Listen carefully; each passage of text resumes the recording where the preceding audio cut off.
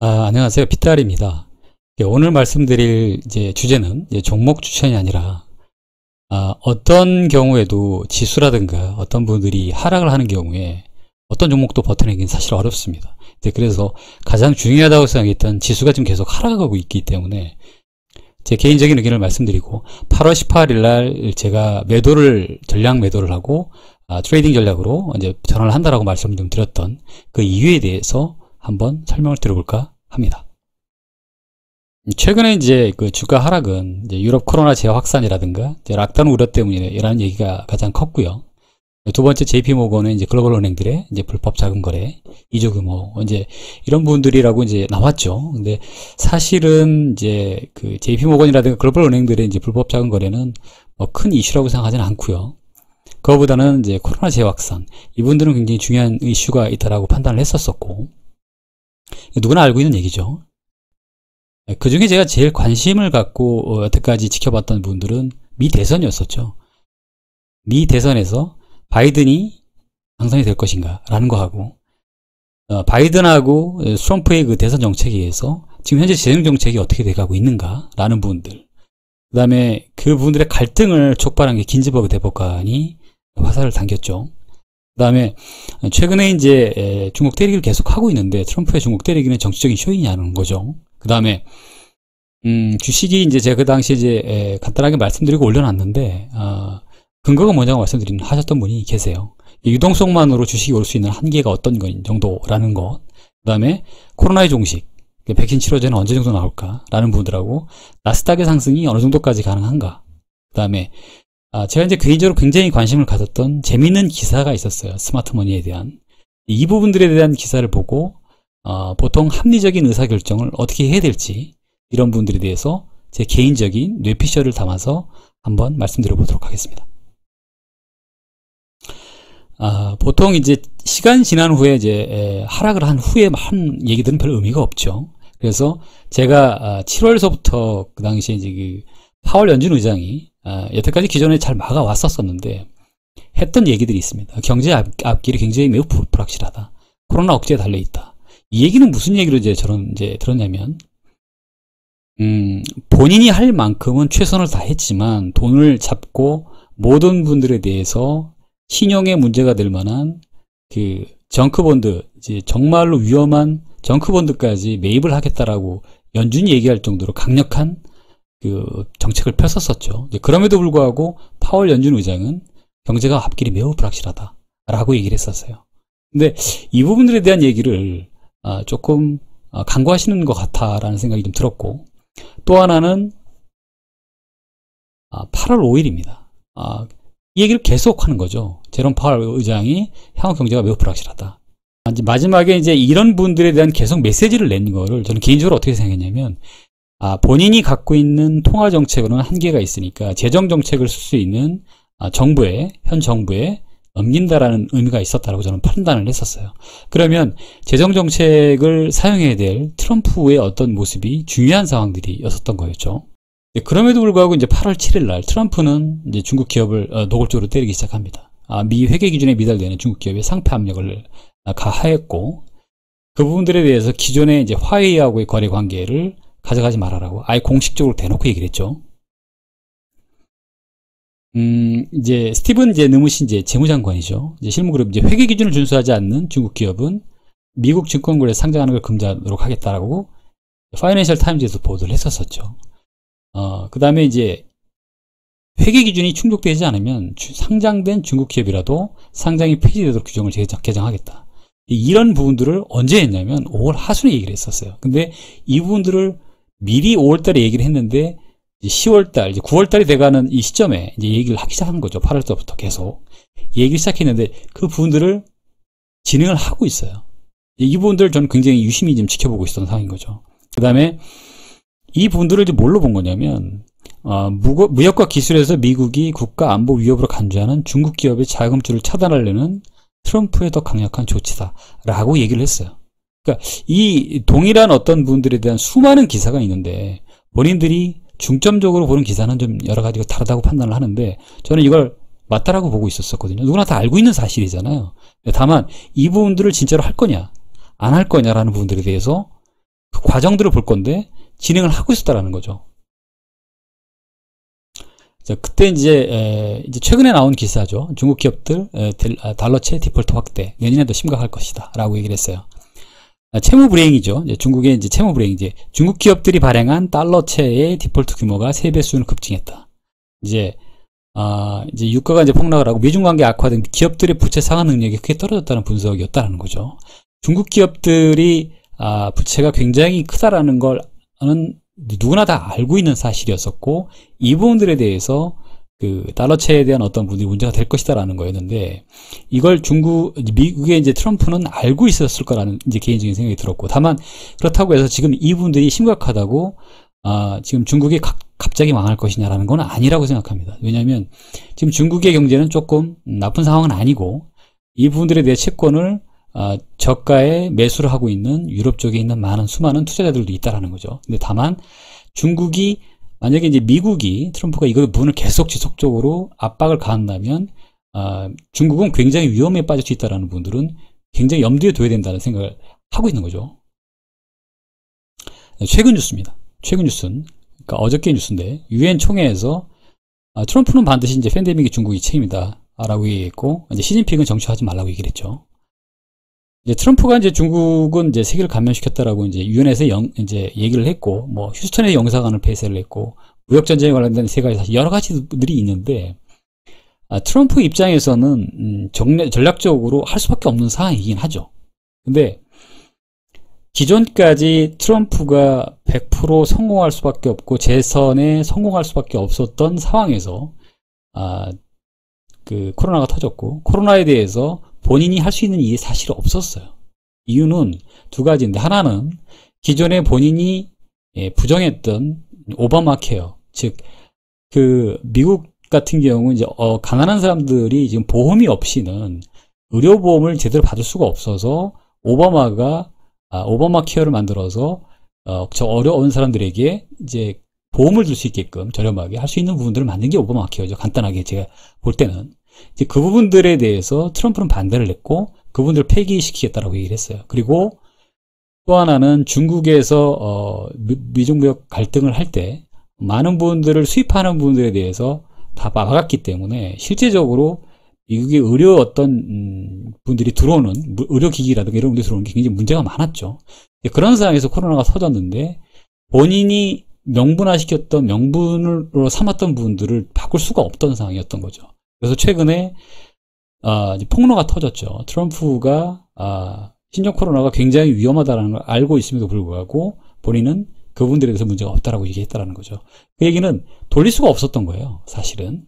그렇기 때문에 본인이 이길 수 있는 방법은 두 가지라고 판단을 했었어요, 개인적으로.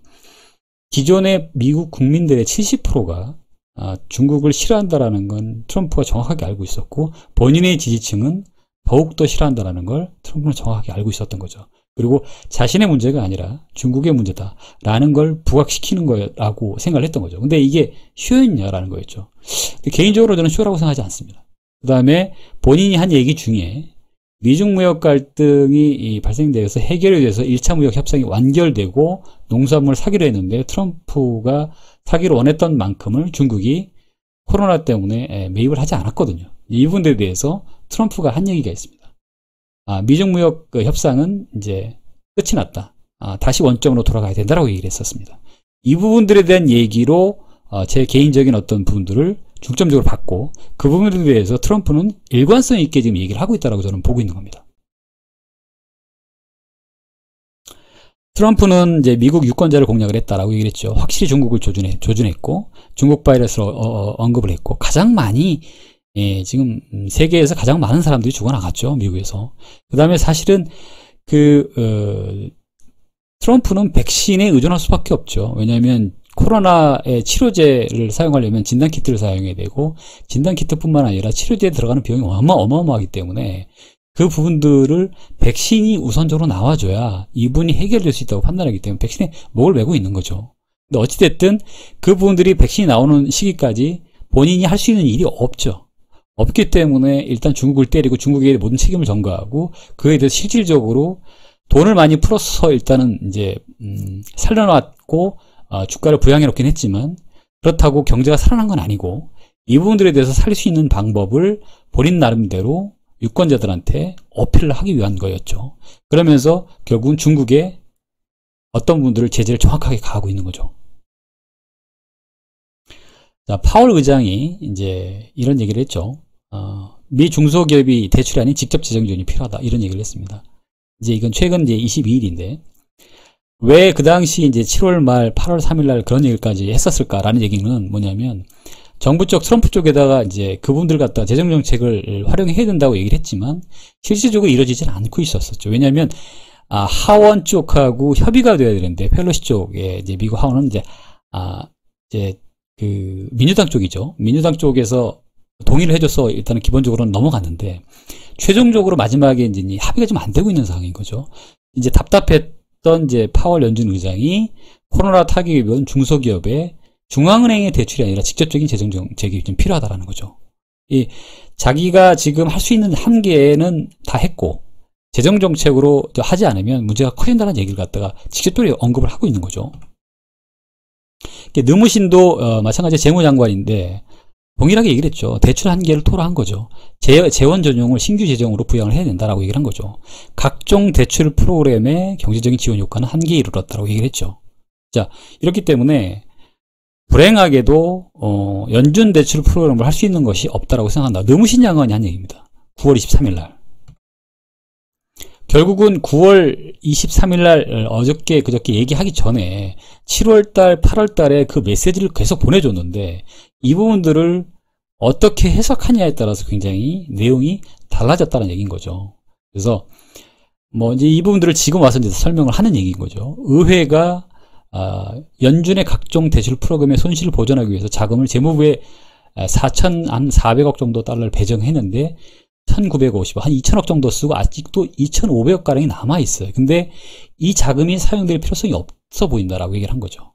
이걸로 다른 목적으로 용도를 변경하는 걸 지지한다라고 의회에서 밝혔어요. 이 얘기가 무슨 얘기냐면 간단하게 얘기하면 돈을 풀어서 이제 유동성을 갖다 공급하다는 얘기는 경제가 돌아가야 되는 분들인데 인플레이션이 유발될 가능성이 있음에도 불구하고 인플레이션이 발생이 돼도 그 용인하겠다. 즉 돈을 풀었는데 이제 이 수혈이 돌아가서 피가 돌아서 조금씩 회복이 돼야 되는데 코로나가 터져가지고 서로 만나지를 못하는데 이 돈이 다 어디로 가겠습니까? 주식으로 갈 수밖에 없는 거잖아요. 주식이라든가 부동산으로 갈 수밖에 없는데 부동산은 조금 힘든 상황이었으니까 이제 주식으로는 이제 많이 좀 올라왔던 거죠. 그러다 보니 이 형태로 유동성 공급으로는 한계가 왔으니 직접적인 지원을 해야 되겠다라는 거를 파월 연준 의장과 느무신 재무장관이 직접적으로 얘기를 한 거죠. 그래서 근데 이 부분들에 대해서 설계를 요청을 했지만 이 부분들은 진행이 되고 있지 않은 상황인 거죠. 아직도 1,100만 명의 실업자가 있다. 아직 해야 할 일이 여전히 많다. 경제는 결국 재정 부양책이 종료되는 데 따른 부정적인 영향을 느끼기 시작할 것이라고 파월 의장이 얘기를 했죠. 이 얘기가 직접적인 영향을 느끼기 시작하는 게 지금 주가가 하락하고 있는 이유인 거죠. 이 부분들을 그러면 지금 얘기는 이해할 수 있겠는데 제가 그래서 처음에 7월 30일 날, 그서부터 8월 5일 날, 8월 10일 날까지 계속 그 부분들에 대한 얘기를 주시했던 거였거든요. 이제 근데 이 부분들에 대한 얘기를 갖다가 제 얘기를 하니까 그냥 뇌피셜로만 받아들이신 것 같아요. 이제 그 부분들에 대해서 조금 이따 이제 반론을 한번 드릴게요. 파월 느무신 부양책 필요, 한 목소리도 배웠가는 글쎄 뭐 이런 얘기가 나왔죠. 이제 9월 23일 날. 향후 미 경제 경로는 정부 정책 조치에 달렸다. 파월도 얘기했고 느무신은 추가 부양책이 여전히 필요한 상황이다. 트럼프의 핵심 참모 커들로는 일부는 필요하겠지만 아직까지 나쁘지 않다라고 얘기했어요. 이 얘기는 민주당한테 끌려가지 않겠다라는 트럼프의 입장을 대변한 얘기라고 판단을 합니다. 자, 8월 10일 날 주가가 한참 상승하고 있을 때 재밌던 얘기가 있었습니다. 워렌 버핏도 이 양반의 얘기를 참조한다고 하는 얘기가 하워드 막스라는 이제 그 캐피탈리스트 이제 회장인데 이제 이 얘기가 어떤 얘기였냐면 시장엔 잘못될 리가 없다라는 낙관주의가 팽배해 있다라고 얘기를 했어요. 이게 중앙일보 기사 같아요. 자, 이 하워드 막스가 어떤 사람이냐면 이제 닷컴 버블이라고 이제 2008년 글로벌 금융위기에 대한 시장 붕괴를 예측해서 맞췄던 사람으로 좀 유명한가 봐요. 이제 오토크레딧 캐피탈 회장인데 위기에 강한 채권 투자로 이름을 날린 막스가 시장 상황에 대한 판단을 투자한 투자자들한테 이제 메모를 많이 남기는데 워렌 버핏도 그가 쓴 메일은 무조건 읽는다 라고 얘기를 했어요. 꼭 무언가를 배우게 된다고 얘기를 했었고, 근데 그럼에도 불구하고 10일날 이후에 주가는 지속적으로 상승을 했었어요. 그리고 8월 13일, 14일 정도까지 상승한 이후에 하락을 하기 시작을 합니다. 그래서 재밌었던 이제 기사였죠. 이제 서로 간에 이제 어떤 이제 인터뷰입니다. 도대체 증시를 왜 오르냐라고 했죠. 뭐 중앙은행하고 정부가 이제 막대한 돈이 투입했으니까 올라갔겠죠. 연준 덕분이냐는 뜻이라 연준에 막 쓰지 말라는 오랜 격언은 뭐 다 아는 얘기인 거고요. 그 다음에 연준이 무한정 돈을 뿌릴 수 있는 부작용은 없냐라고 이제 물어보니까 인플레이션이 발생될 수밖에 없고 신용등급이 강등 배제할 수 없다라고 얘기했어요. 신용등급 강등됐습니다. 진짜로 부정적으로 내렸죠. 자, 이 부분들에 대해서 해결할 수 있는 방법은 두 가지예요. 실질적으로 돈을 갖다가 회수를 하든가 아니면 재정 적자를 메꾸든가. 재정 적자 메꾸는 방법은 두 가지 방법이 있겠죠. 중국을 때려서 중국한테 그 부분들만큼을 받을 수 있는 방법이, 트럼프는 그 방법을 쓰는 거죠. 돈을 지금 푸는 걸 갖다 줄일 수는 없는 줄일 수는 없는 상황이니까. 그리고 이제 파산 신청한 허치에 뛰어들었다가 물린 미국 개미들, 로빈후드 개미들을 얘기했죠. 이게 고점 중이라고 증후를 하고 이제 판단을 했던 것 같아요. 이 대표는. 그 다음에 세계 최대 카지노가 된 주식시장을 갖다가 얘기했는데, 이게 무슨 얘기냐면 사이클이 고점이냐 도루스이냐라는 걸 어떻게 판단하냐고 하니까 이제 이 친구가 이제 어떤 얘기를 하냐면, 낙관인지 비관인지 살펴볼 수 있는데 낙관이 넘치면 시장이 과열됐다는 뜻인데 비관보다 훨씬 낙관이 많다라고 생각을 많은 사람들이 하고 있다라는 거죠. 투자자들은 좋은 일만 가정하고 나쁜 일을 못 본 척하고 있다. 신중해야 될 시점이다라고 얘기를 한 거예요. 시장 반등의 속도와 정도가 놀라울 정도로 빨랐고 믿을 수 없을 만큼 멀리 갔다. 저도 개인적으로 이 생각이 동일했던 거였거든요. 왜 코스닥이 900포인트까지 가야 되는 건지 라는 부분들 하나고, 왜 코스피가 2400포인트 이상을 갖다 올라가지 라는 부분들인 거죠. 2200보다 더 좋아져야 될 이유가 사실 없잖아요. 개인 투자자로서 이렇게 오르는데 가만히 있기도 쉽지 않다. 이 양반은 굉장히 인사이트가 있다고 저는 보고 있어요. 개인 투자자들이 주식시장을 끌어올린 건 맞다. 근데 근본적인 가치평가는 거리가 멀다라는 일이 있었었고, 파산을 선언한 허츠까지 돈이 몰리는 일이 생겼다. 망한 회사 주식을 사서 돈을 벌 방법이 없는데. 근데 이런 일이 왜 발생할까에 대한 질문에 아주 재밌는 답변을 합니다. 미국이 예를 들어서 실직한 소득자들한테 한 주 실업수당을 600달러를 주는데 상당수가 일하면서 벌던 돈보다 더 많은 수당을 챙겼다라는 거죠. 주머니에 돈은 있는데 식당 갈 수 없고 쇼핑도 못한다. 심지어 도박하러 카지노도 갈 수가 없다라는 거죠. 그러니 세계 최대의 카지노인 주식시장에 눈을 돌렸다는 거죠. 세상에서 가장 위험한 상황이 무엇인지 아냐라고 얘기를 하면서 풀린 돈이 몇 안 되는 투자처로 쏠리는 것이다. 지금 시장처럼. 그러니까 주식시장에 대한 얘기를 한 거죠. 고황적 매수라고 얘기를 했는데, 이분들로 인해서 본인들은 그렇게 얘기했다는 얘기를 한 거죠. 이거를 언제 얘기했냐면 이게 8월 초예요. 이런 얘기를 했었었고, 자, 재밌는 중앙일보의 기사가 나왔습니다. 8월 18일 날. 이날이 제가 주가를 다 팔고 현금화시키고 제가 휴가를 간 날이었고, 제가 이날 LG화학을 상승하는 시점에 시초가에 다 매도를 했어요. 그러고 나서 이제 제가 이제 매도를 하고 갑니다라고 이제 했던 그 영상을 다 이제 삭제를 하긴 했는데, 다른 분들이 왜 지금 왜 하락해야 되냐라고 이제 반대로 이제 많이 물어보셨었는데, 구독자분들을 위해서라도 개인적인 어떤 분들을, 이분들을 참 관심 있게 좀 봤다라는 거죠. 저는 개인적으로. 기관 투자자들이 보는 이제 스마트머니 지수라는 게 있답니다. 스마트머니 플로우 인덱스라는 게 있는데, 기관 투자자들만 볼 수가 있는 건데, 투자 전문지에 10에서 15% 폭락장이 온다라고 얘기했고, S&P가 내년 초에 25% 하락에 베팅이 많이 늘었다라고 얘기를 했었어요. 근데 8월 18일 날은 주가가 완전히 하락한 날은 아니었고 2.45% 정도 하락했고, 그 다음날 조정, 그 다음날 한 4% 하락하고 다시 급반등을 합니다. 전고점까지. 그렇기 때문에 개인들은 뭐 무시를 하고 아마 다시 베팅을 했었을 거라고 판단이 드는데, 이제 그 기사죠. 주식 폭락장이 곧 온다. 현금을 비축하라라고 얘기를 했었어요. 몇 달간의 주식시장의 과열은 실물 경제를 생각해도 말이 되지 않고, 곧 상황은 악화될 위험이 명확히 존재한다. 그 다음에 적어도 10%에서 15% 조정 국면이 찾아올 것이라고 얘기했고, 애플과 테슬라의 액면 분할 호재가 있긴 하지만 주가가 계속 오를 것이라는 확신은 없다라고 얘기를 했어요. 저도 개인적으로 동의를 했고, 애플하고 테슬라가 좋은 주식이고 앞으로도 더 갈 주식이긴 하지만 지금 갈 거냐, 조정을 얼만큼 받고 갈 거냐라는 거에 대해서는 저는 개인적으로 그게 큰 메리트가 없다고 판단했거든요. 다만 테슬라에 많이 열광을 하고 있는 상황인데 지금 그 부분들에 대해서 테슬라 데이도 있었었고 많은 기대감이 있는 상황에서 그런 얘기를 할 필요가 사실 없었어요. 자, 스마트 머니 플로우지스라고 이제 기관 투자자, 미국의 기관 투자자라든가 중앙은행의 금융 전문가들이 굴리는 자금을 보는 이제 지표가 있는데, 최근 S&P 지수는 수차례 최고점 경신을 시도하면서 불이 붙었지만 오히려 스마트머니는 하락했죠. 자, 보시면, 자, 기존에 이게 전고점에서 이게 하락한 겁니다. 이게 코로나가 터져서 이제 폭락을 했던 시점이었던 거죠. 그 다음에 이 다우 지수는 S&P 500 지수는 계속 상승을 하고 있었던 상황이죠. 전고점을 돌파하고 있는 상황이었었고, 스마트머니가 이제 이건데, 이제 주황색인데, 스마트머니는 반대로 이제 움직였던 상황인 거죠. 폭락을 하니까 스마트머니는 매수를 한 거였고, 어느 정도 이제 올라오면 매도.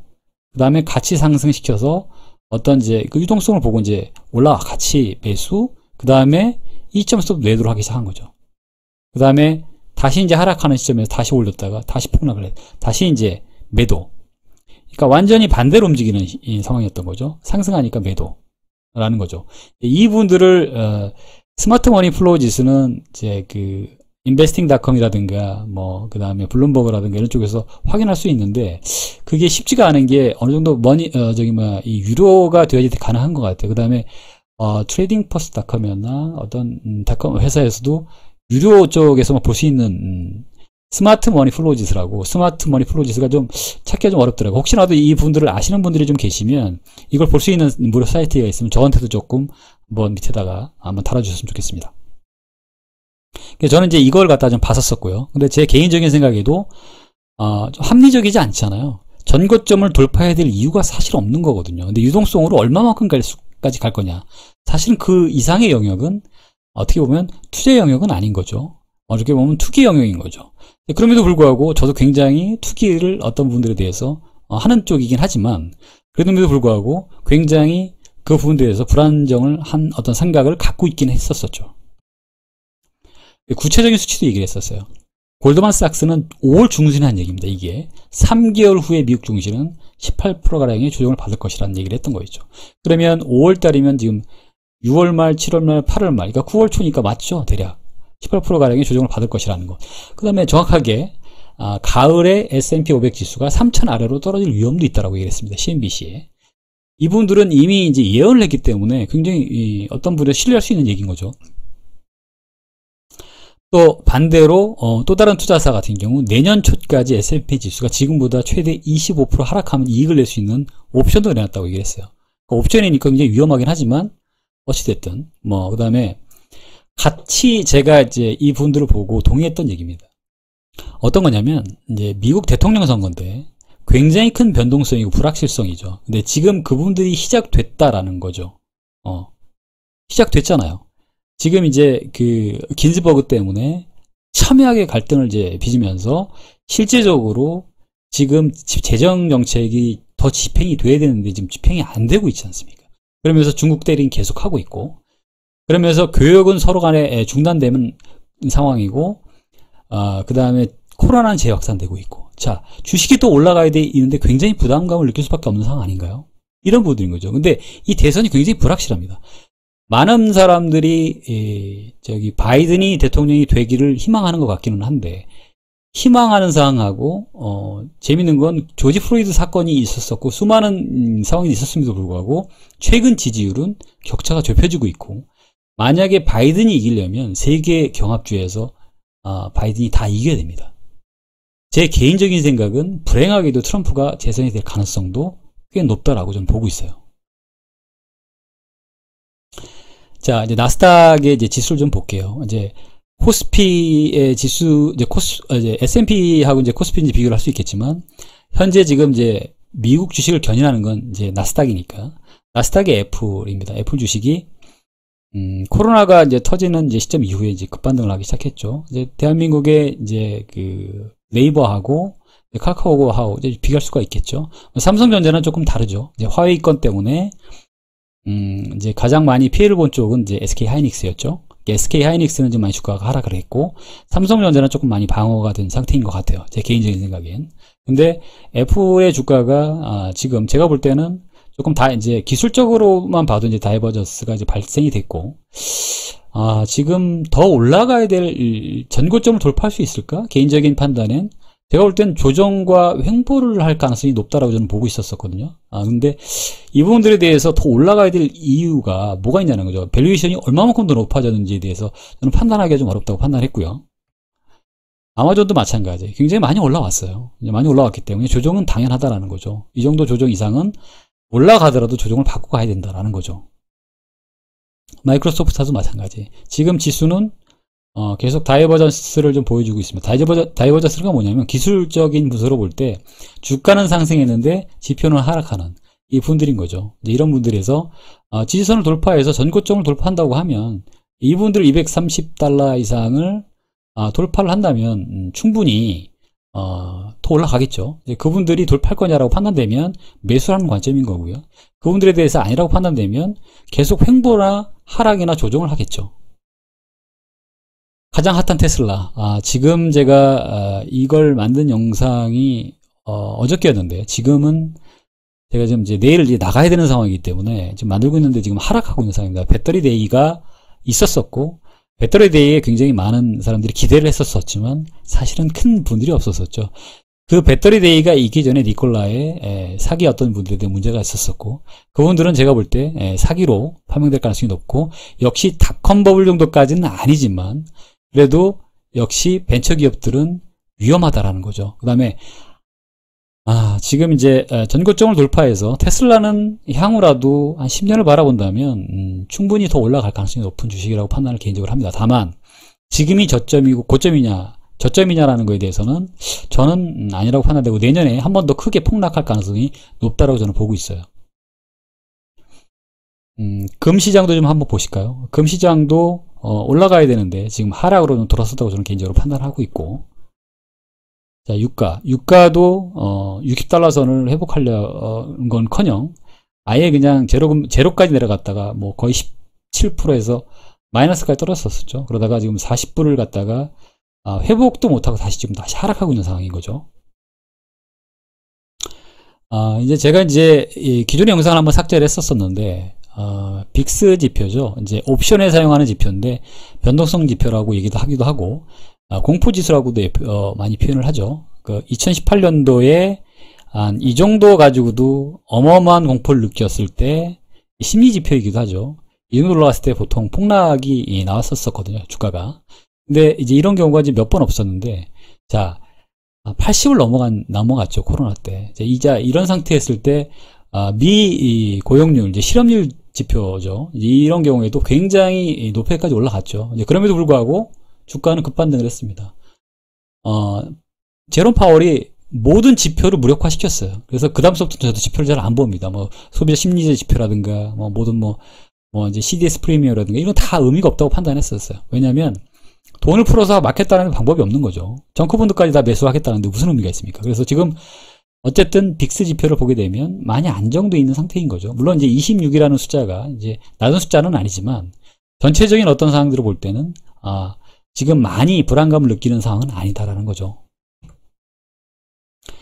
자, 그러면 이제 코스피하고 이제 코스닥을 좀 봐야 되는데, 우선 코스닥을 먼저 좀 보시죠. 코스닥을 왜 먼저 보는 이유는 뭐냐면, 코스닥이 더 많이 상승을 많이 했거든요. 코스닥을 가장 많이 이제 시가총액을 차지하고 있는 건 사실 셀트리온 헬스케어죠. 13조 6천억. 셀트리온 헬스케어하고 이제 셀트리온 제약 이제 한 4조 정도 되죠. 근데 셀트리온하고 셀트리온 제약하고 셀트리온 헬스케어하고 합병 이슈가 있죠. 이제 합병이 된다면 코스피로 넘어가겠죠.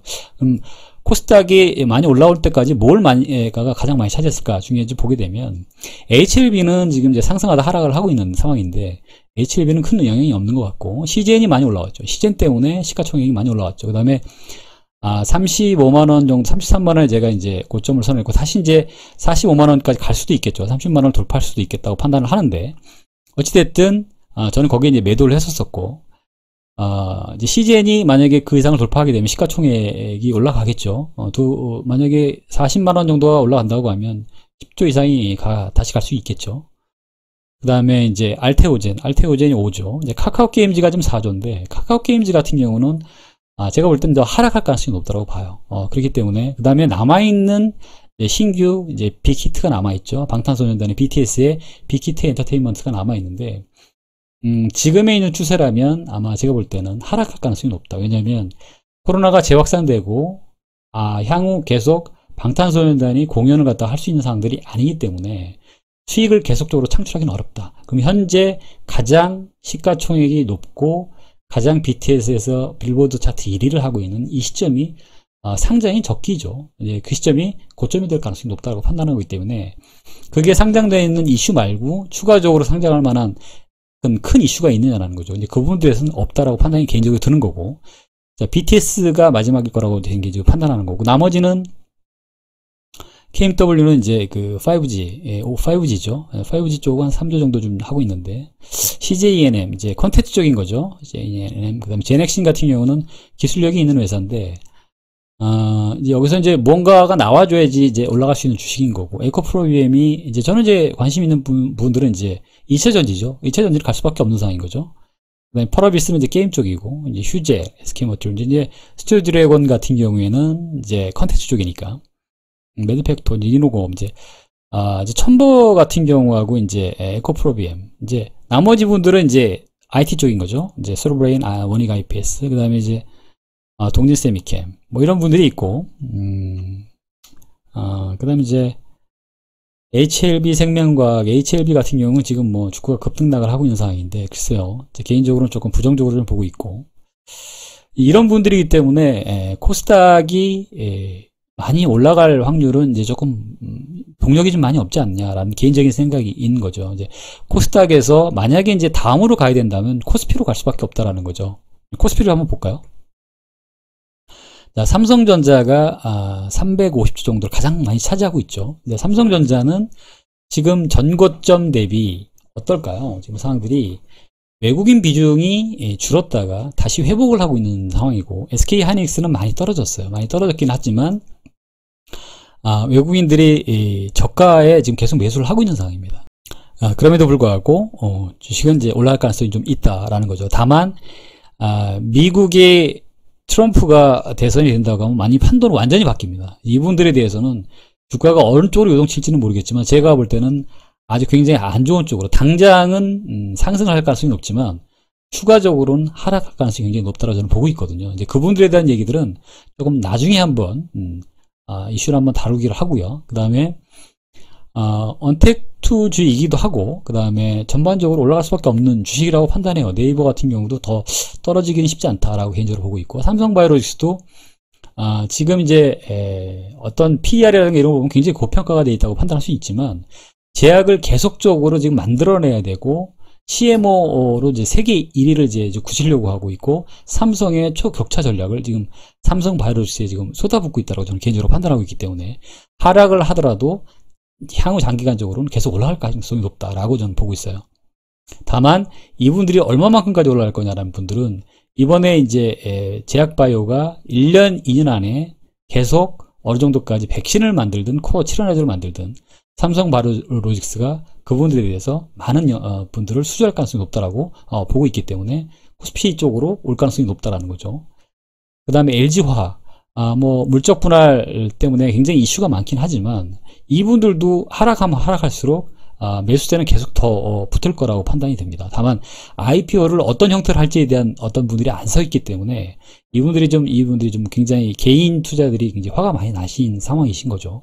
이분들이긴 하지만 전반적으로 볼 때는 LG화학은 올라갈 수밖에 없다라는 거죠. 그 다음에 현대차, 가장 핫하죠. 현대차가 지금 한 38조 정도를 차지하고 있긴 한데, 지금은 이제 전기차가 테슬라 다음으로 이제 폭스바겐하고 현대차를 꼽고 있고, 수소차 니콜라는 날아갔기 때문에 만약에 수소차가 대한민국에서 만약에 꽃을 피우기 시작이 된다면 전기차로 스타트가 내년엔 될 거고, 그 다음 수소차가 내후년까지 어떤 성장 모멘텀을 가져간다면, 현대차가, 한 2, 3위까지 올라갈 가능성이 높죠. 이제 그래서 그런 부분에서 실적이 뒷받침 될 거냐, 이런 부분들이 있는 거죠. 이제 이 이슈가 해결이 되면 현대차는 올라가겠죠.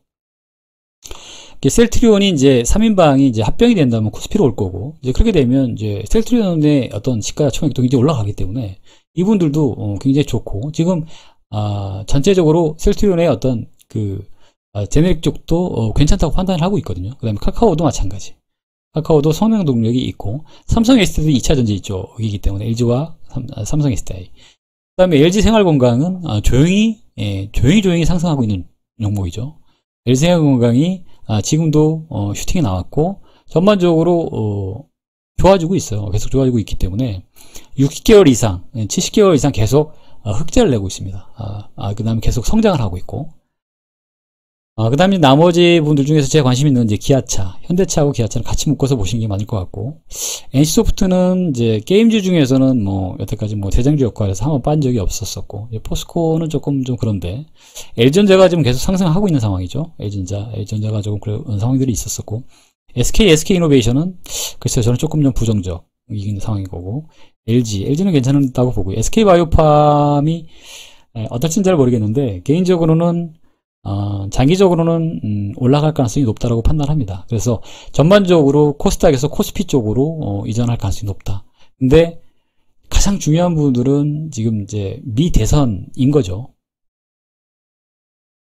잠깐 이제 보고 가시죠. 삼성전자가 하락을 했다라고 보시기에는 좀 그런 게, 액면 분할을 한 이후에 지금 코로나가 터진 시점이죠. 이제 이 시점 이후에 거의 회복을 했어요. 거의 회복을 했다라고 봐야 되죠.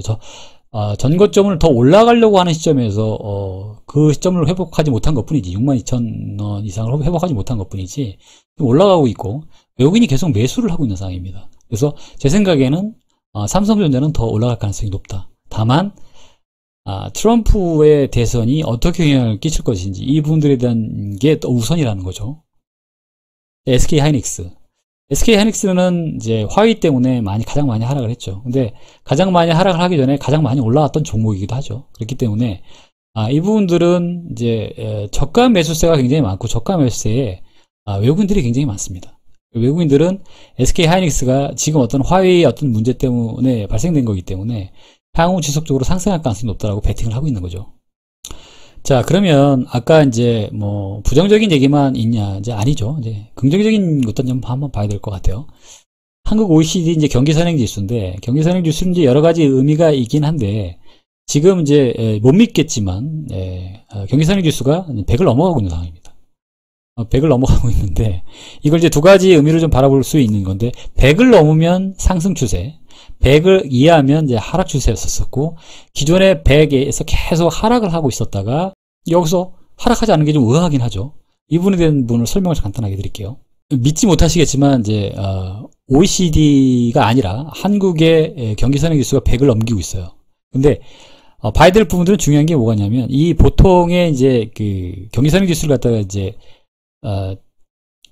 지표로 삼는 것 중에 하나가 제조업 경기 전망 지수하고 재고순환 지표, 장단기 금리차, 수출 물가, 그 다음에 자본재 재고 지수, 주가 지수 등인데, 이 중에서 우리나라의 지금 이제 주가가 많이 상승을 했잖아요. 그러니까 주가가 많이 상승한 영향도 있다라는 거죠. 그 다음에 제조업 경기 전망 지수는 좋은 상태는 아닌데, 재고순환 지표도 마찬가지고, 근데 장단기 금리차가 그 다음에 확대가 됐다라는 거죠. 그 다음에 주가가 상승을 했기 때문에 100을 넘어갔다. 그렇기 때문에 큰 의미는 없다. 하지만 아까 보여드렸던 수많은 OECD 회원국들이 굉장히 폭락을 했잖아요. 다시 한번 볼까요?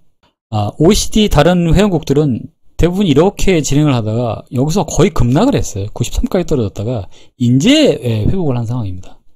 한국은 이제 선방을 하고 있다는 건 보여지고 있는 거죠. 그러니까 나쁜 것만 있는 건 사실 아닌 거죠. 다시 돌아가서, 자, 제가 이제 말씀드렸던 이제 이 부분들에 대한 얘기들을 이제 7월 20일서부터 8월 5일까지 가장 중요한, 동일하게 어떤 뉴스를 보는데 수많은 뉴스가 뜨는데 가장 중요하게 봐야 될 본인들 나름대로의 어떤 그 분들에 대한 핵심이 있다고 판단을 합니다. 이제 그분들을 받아들이는 거는 어떻게 받아들이냐에 따라서 굉장히 좌지우지 된다고 판단을 하고요. 제가 볼 때 이 여러 개 중에서 가장 중요한 분들은 코로나 재확산입니다. 코로나 재확산은 어쩔 수가 없다. 다만 이탈리아가 지금 100명 이하로 떨어졌다고 얘기를 했죠. 한 60명. 근데 영국이 반대로 지금 한 5,000명. 본인은 이제 보리 같은 경우, 영국 보리 총리 같은 경우는 잘못하게 되면 한 5만 명까지 갈 수 있다고 얘기를 했죠. 근데 유럽도 굉장히 차별화가 되고 있죠. 근데 대부분의 국가들이 좀 줄어들고 있는 상황인데 영국이라든가 몇 개 국가가 지금 재확산이 되고 있어서 락다운 우려가 있다라는 건데 이 부분들은 조금 괜찮을 가능성이 높습니다. 그 다음에 제가 이제 좀 가장 좀 위험하다고 좀 본 분들은 재정정책이 어쨌든 유동성으로 왔다면 재정정책을 써서 일단은 계속 수요를 해줘야 피가 돌아 살 거 아니겠습니까? 근데 겐지 대법관의 사망 이후 자기 이제 새로운 정부가 들어설 때까지 대법관을 임명하지 말아달라고 요청을 했었었는데 이거는 정치적인 도의상 해줘도 될 사항인 것 같은데 개인적으로 트럼프는 바로 이제 지명을 하겠다라고 이제 강행을 하겠다고 얘기를 했어요. 이 상황은 이제 민주당이 거의다가 완전히 이제 전쟁 선포를 한 거하고 마찬가지인 거죠.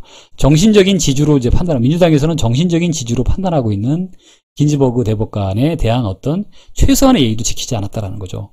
이런 부분들에 대해서 트럼프 나름대로 본인이 이 부분들에 대해서 모든 부분들을 장악하고 가겠다고 하는 어떤 모습이 있는 거거든요. 이 부분들에 대해서 타협할 가능성이 없다라는 거죠.